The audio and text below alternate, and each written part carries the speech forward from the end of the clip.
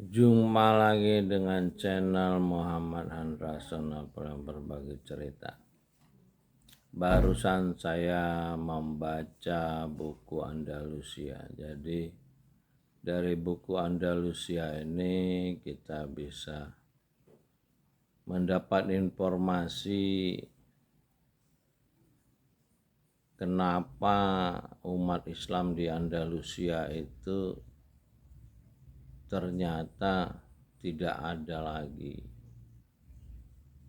Ternyata ada Khalifah Abdul Aziz waktu itu yang memerintahkan untuk pengosongan Andalusia. Jadi memang Andalusia ini tidak kosong oleh penyerangan oleh pihak non-muslim, tapi adalah memang ada perintah untuk mengosongkan Andalusia karena posisi Andalusia yang dikepung oleh orang-orang non-muslim dan sulit diberikan bantuan. Jadi ada semacam satu ancaman. Jadi perginya umat Islam dari Spanyol itu memang perintah dari Khalifah Abdul Aziz. Nah, kita baru tahu kenapa umat Islam di abad 12 itu tersebar ke seluruh dunia setelah penaklukan Spanyol, ya karena ada perintah pengosongan Andalusia ini.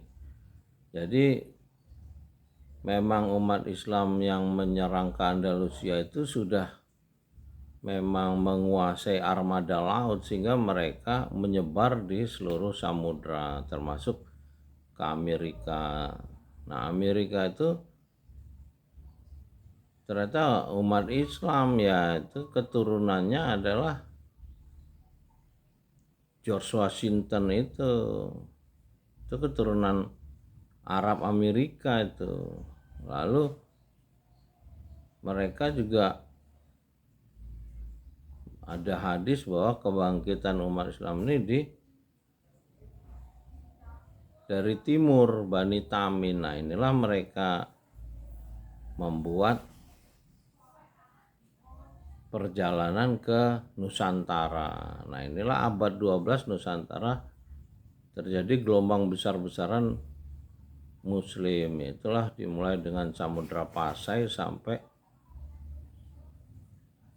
Majapahit, lalu Kesultanan Ternate. Jadi ini kalau kata Anies Baswedan pan Islam. Jadi dari Ternate sampai ke Afrika Utara. Jadi penyebaran Islam di Nusantara ini bukan oleh pedagang Gujarat, memang mereka berlayar berhenti armada laut ya melewati Gujarat, tapi bukan dari sejarah Wali Songo yang saya baca pun mereka adalah orang-orang yang dari luar Gujarat, yang dari daerah Samarkand, daerah Timur Leng yang waktu itu banyak membunuh ulama, dan dari arah Afrika Utara. Afrika Utara sebetulnya Andalusia. Jadi setelah umat Islam Nusantara ini mayoritas, barulah orang Portugis tuh menyusul Selat Malaka seabad berikutnya gitu loh. Barulah juga mereka orang Spanyol ke Filipina, Columbus ke Amerika. Jadi penyebaran umat Islam yang ada ini ternyata dari pengosongan kota Islam yang dari abad 8 sampai abad 14 di Andalusia. Nah, pengosongan kota Andalusia ini atas perintah Khalifah Abdul Aziz yang tertunda karena waktu itu dilaporkan bahwa kondisi di Sevilla, Cordoba itu aman, tapi secara bertahap selama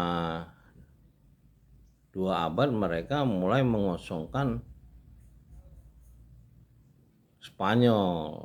Jadi Spanyol itu bukan, lalu sisa-sisa orang Muslim yang masih bertahan dianiaya oleh kelompok gereja di sana, yang memang gereja ini bukan menjalankan kitab, sama dengan masjid-masjid kita dengan mazhab itu juga nggak menjalankan Iqra, petunjuk kitab dari awal sampai akhir.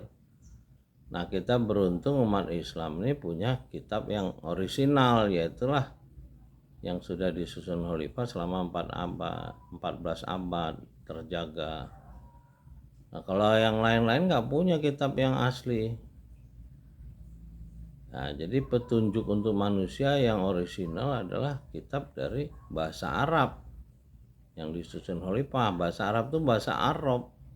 Sesuai petunjuk pertamanya Bismillah, lalu ditutup dengan A'udzubirobbinas.